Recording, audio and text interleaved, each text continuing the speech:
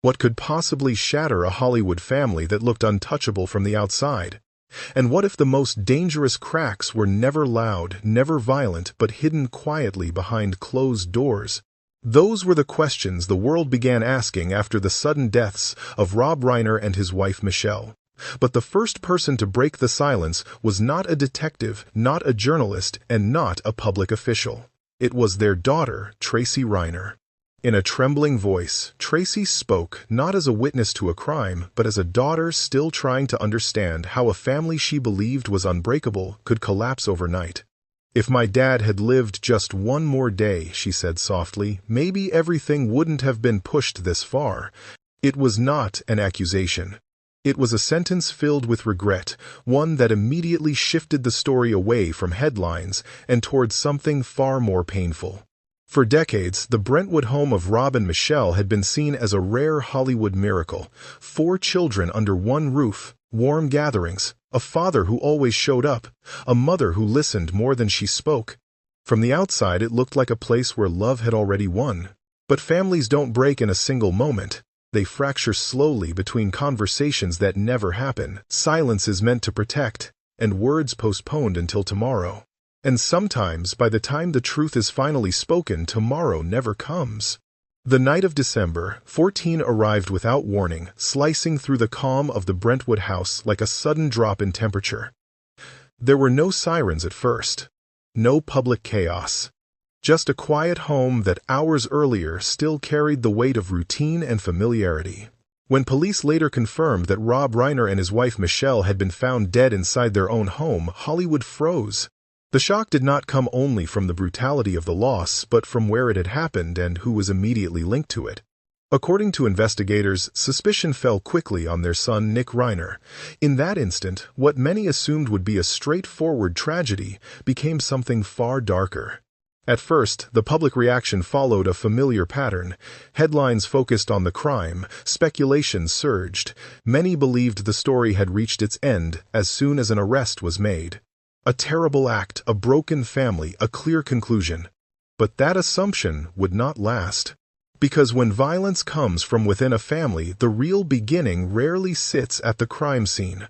It hides in years that came before, in habits that seemed harmless, in arguments that ended without resolution, and in silences mistaken for peace. As details slowly emerged, one question refused to disappear: was this a sudden explosion or the final collapse of something that had been quietly eroding for decades? Friends recalled no open hostility. Neighbors remembered nothing unusual. To the outside world, the Reiner household still appeared stable, intact, protected by love and history. Yet families do not unravel all at once. They fracture gradually through postponed conversations, emotional distance, and unrecognized signs slowly. This was not just the end of 2 lives. It was the moment a long, silent story finally forced itself into the open. The silence that followed the arrests did not last long. While the public waited for answers from investigators, it was a voice from inside the family that shifted the direction of the story entirely. Tracy Reiner, Rob's adopted daughter, was the first to speak. Her words were not delivered with anger or accusation. They came softly, unevenly, as if each sentence required effort.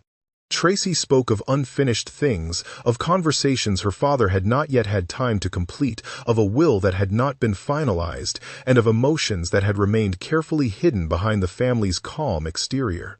"If my dad had lived just one more day," she said through tears, "maybe everything wouldn't have been pushed this far." That single sentence landed with unexpected force. It suggested that what the world was witnessing might not have been an isolated act of violence, but the breaking point of something unresolved. Tracy did not speak as someone seeking attention.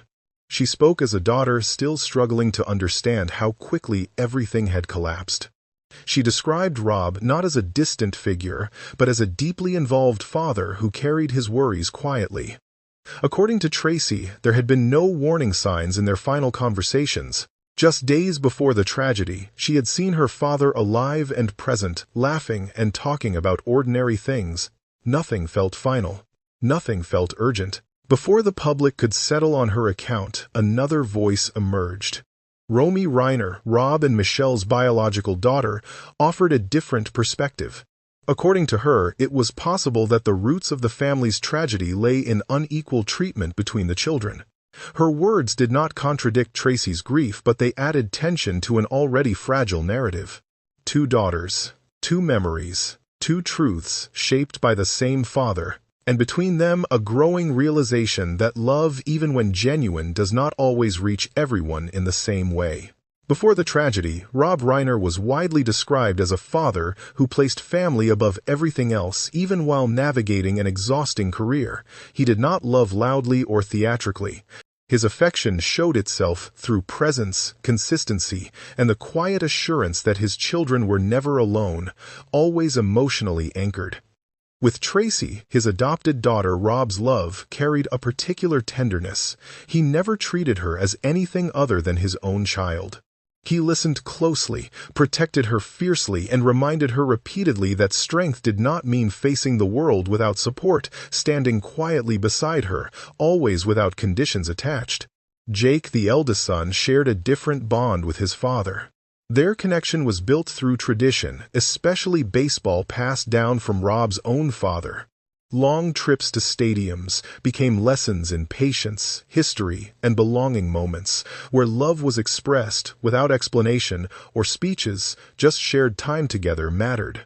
Romy, the youngest, received constant attention from both parents. Rob listened to her worries, dreams, and disappointments with care. She was sheltered not from pain, but from feeling unseen. Yet, even within this closeness, questions lingered about whether love felt equal to everyone watching, quietly measuring affection differently over time. To the outside world, this devotion seemed unquestionable. But families rarely experience love as a single, shared emotion. Can affection expressed in different ways still be understood as the same? And when one child struggles more loudly, does care begin to feel uneven without anyone intending harm or realizing it? Rob believed deeply that showing up was enough. He trusted that love, even when unspoken, would be felt. Michelle supported this balance quietly, offering warmth without interference. Together they believed time would smooth misunderstandings, unaware that silence can sometimes widen the very distance it seeks to protect from growing unseen. Nick's relationship with his parents followed a far more fragile path. Unlike his siblings, he did not find comfort in structure or tradition. Early signs of rebellion and emotional instability created distance, raising questions no one knew how to ask without fear of making things worse for him or themselves. Late at night, Rob often waited for Nick to return home, watching the clock and questioning himself. Had he done something wrong?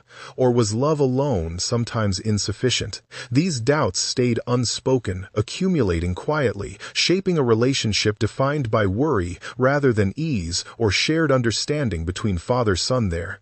Looking back, it becomes clear that this family was not divided by a lack of love, but by different expectations of how love should appear. And in those differences, a quiet imbalance grew unnoticed until the distance between them felt too wide to cross without someone reaching first bravely aloud. With Nick, everything unfolded differently. From an early age, his relationship with his parents carried a tension that never fully eased. Where his siblings found rhythm and reassurance, Nick seemed to move against the current, struggling to align with the structure and values that came naturally to the rest of the family. Rob Reiner loved his son deeply, but that love was colored by constant fear. He did not watch Nick grow through steady milestones. Instead, he watched him stumble, recover briefly, and fall again. There were few shared interests, few moments of effortless connection. What replaced them was worry, persistent, exhausting, and silent. By the time Nick was 15, drugs had entered his life.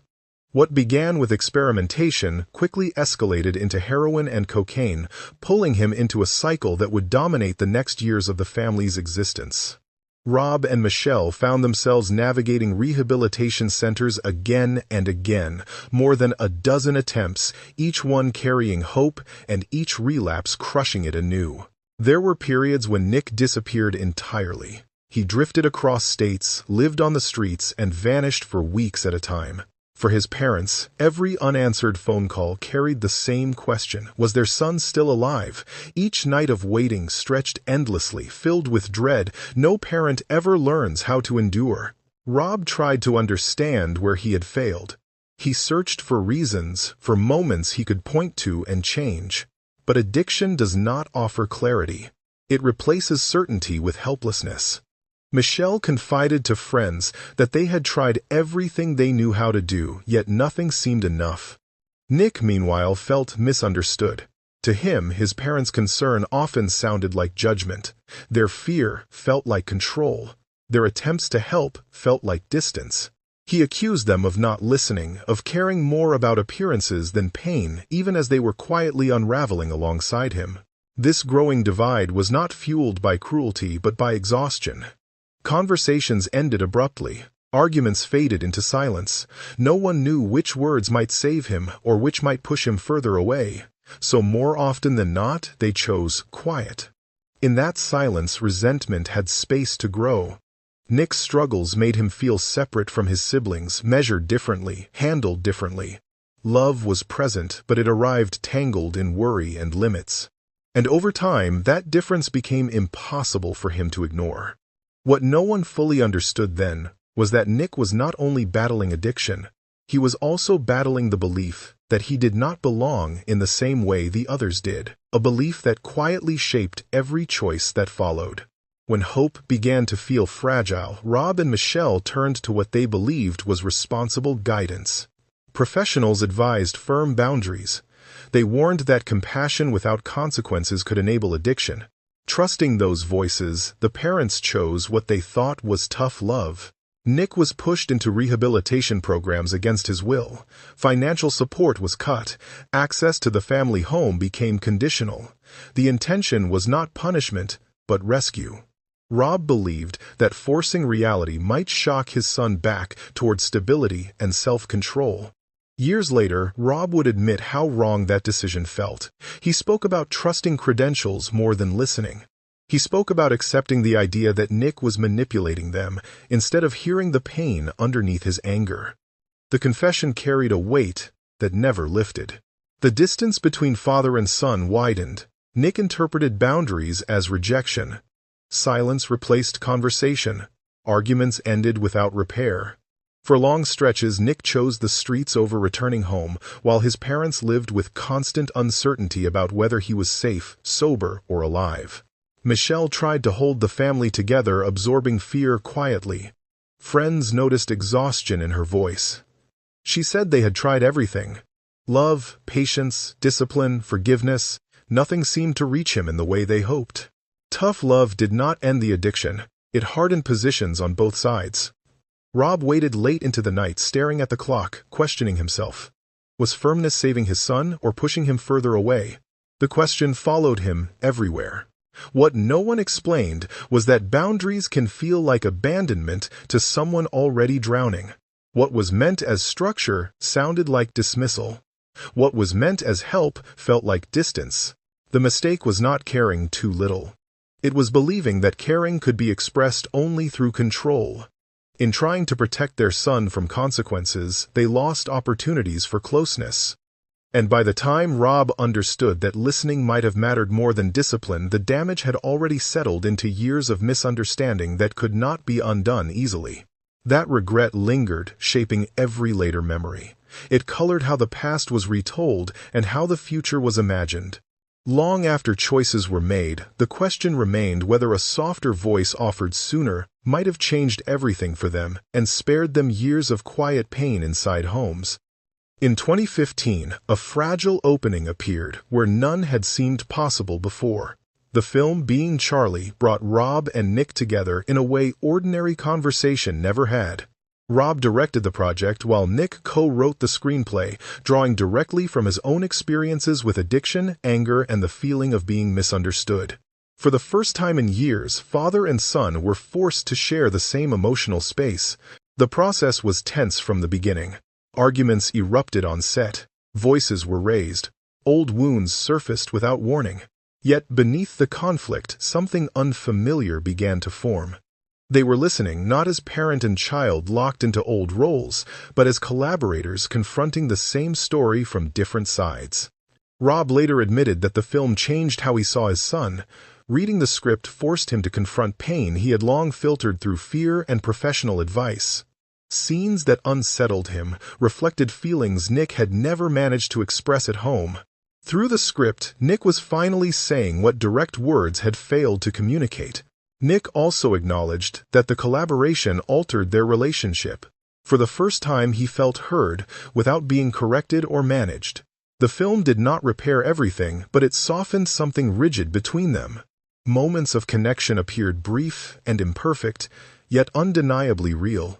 After the film's release, their relationship improved cautiously. Nick experienced periods of sobriety and lived for a time in the guest house on his parents' property. Hope returned, but it arrived carefully. Mental health struggles remained, and the risk of relapse never disappeared. Michelle confided to friends that the family was exhausted. Years of vigilance had drained them emotionally. They wanted to believe stability had arrived, yet calm no longer felt trustworthy. Every quiet stretch carried the fear that it might not last. Art opened a door that conversation never could, but it did not erase the past. It offered understanding rather than resolution. For Rob, the film became a belated apology, spoken indirectly through art instead of words. A way of saying he finally saw his son. On the evening of December 13, the Reiner family attended what should have been an ordinary holiday gathering. Conan O'Brien's Christmas party was meant to be light and forgettable, filled with soft music and easy chatter. Nothing about the setting suggested it would later be remembered as a turning point. Rob arrived with Nick. From the beginning, the tension between father and son was noticeable. It was not loud, but it lingered in their posture, their distance, and the strain behind small exchanges. Those who knew the family sensed discomfort, though no one imagined how deeply it ran. As the evening went on, restraint faded. In front of other guests, Rob confronted his son about behavior he believed had crossed a line. His voice carried frustration and disappointment, but beneath it sat years of fear and exhaustion. Conversations nearby slowed, then stopped. Guests later recalled the air change heavy, almost breathless instantly. Nick reacted sharply. His eyes were bloodshot, his words uneven, spilling out with resentment and long-suppressed pain. What followed was not a simple argument, but the release of tensions that had never found resolution. Then Rob said the sentence many would later remember. He told Nick that he could no longer keep protecting him if he continued living this way. There was no drawn-out confrontation. Rob turned away and walked out, leaving his son standing alone in the center of the room. Witnesses later described the moment as unsettling, not dramatic, but final, as if something fragile had snapped without the chance to be repaired. The night was meant to celebrate togetherness. Instead, it ended in silence. No conversation followed to soften the words, no private moment to mend what had been exposed. Just glances that avoided each other and sentences left unfinished. Looking back, many would describe that confrontation as a dark omen. Perhaps it was there in that public moment that the last fragile hope unraveled. Not because the words were cruel, but because they were spoken without time to heal. When the night ended, something had shifted irrevocably. What remained unsaid would never be spoken again. On December 14, the tragedy unfolded. According to police, Nick Reiner returned to the Brentwood home in an unstable state, overwhelmed by rage and emotional collapse. What followed lasted minutes, yet altered everything forever. Investigators said Nick rushed into the kitchen and seized an ordinary household knife, one Michelle routinely used for cooking. He attacked his mother first. The wounds were severe, and Michelle died quickly from blood loss before help could arrive. Hearing the struggle, Rob ran toward the kitchen to protect his wife. He did not hesitate. He stepped into the chaos and was struck repeatedly, suffering fatal stab wounds to the neck and chest. The confrontation ended abruptly, leaving the house silent. Romy Reiner returned home later that afternoon. Inside the familiar space where laughter once lived, she discovered her parents' bodies and immediately contacted authorities. Police found no signs of forced entry, only devastation contained within the family home. Nick fled shortly afterward but was apprehended hours later near the University of Southern California. He was taken into custody without incident and charged with the murder of both parents. Forensic sources confirmed the recovered knife was consistent with the wounds. This was the official record cold. In the days that followed the tragedy, while the world focused on arrests and headlines, Tracy Reiner found herself drawn back to one room in her father's house. It was the study Rob cherished most, a quiet space filled with unfinished scripts, worn pencils, and the ordinary traces of a life interrupted. One evening alone, Tracy stepped inside. On the old wooden desk, partially hidden among papers, she noticed a plain brown notebook. It had no title, no name, nothing to mark its importance. It looked as though it had been waiting. For a moment she hesitated, then she opened it. What she found was not work notes or ideas for future projects. It was her father's private voice, fragmented sentences, unpolished thoughts, confessions written without intention of being read. Page after page circled back to one subject: Nick. Rob wrote about regret. About the months he kept his distance during Nick's rehabilitation, believing that discipline would make his son stronger. "Perhaps I was wrong," he admitted. Perhaps what he needed was not correction, but someone sitting beside him, even in silence. Tracy's hands trembled as she read. Tears blurred the ink. In later pages, Rob described the helplessness of watching his child slip further away. "There is no pain like seeing your own child suffer and being unable to take that pain in their place," he wrote. "If I could carry it for him even for one day, I would."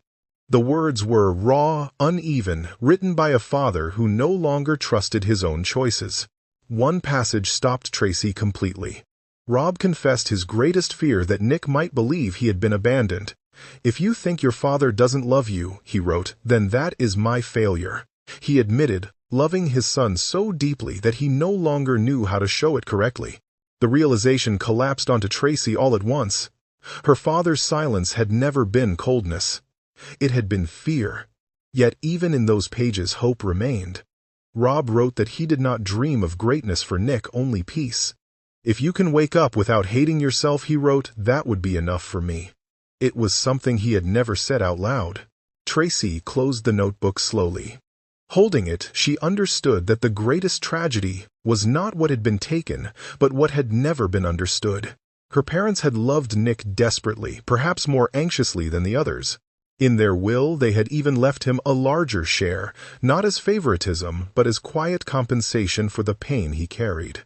"They loved him so much," Tracy later said softly. "But maybe he never felt it the way they hoped." In that notebook, the story shifted. It was no longer about a crime. It became the record of a father who loved his son without knowing how to reach him. A love written down too late. After the notebook was closed, nothing felt resolved. The arrests remained, the investigation continued, but for the Reiner children, the loudest presence was silence. It followed them through empty rooms and unanswered days. Romy Reiner, the youngest, was the one who found her parents that afternoon. Friends later spoke of shock that settled deep and stayed. Nightmares, guilt, and emotional distance became part of daily life. No child is prepared to walk into the end of their own family. Jake and Tracy stayed close, supporting one another while carrying different versions of the same loss. Grief did not arrive evenly. It came in waves, shaped by memory, love, and words that would never be answered. In the end, there were no simple villains. Only people who loved deeply, feared quietly, and waited too long to speak. The tragedy was not only what happened on December 14, but everything that failed to happen before it. This story does not end with certainty.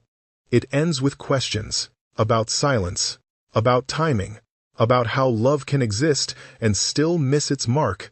Before you leave, share your thoughts in the comments and tell us which part of this story stayed with you most.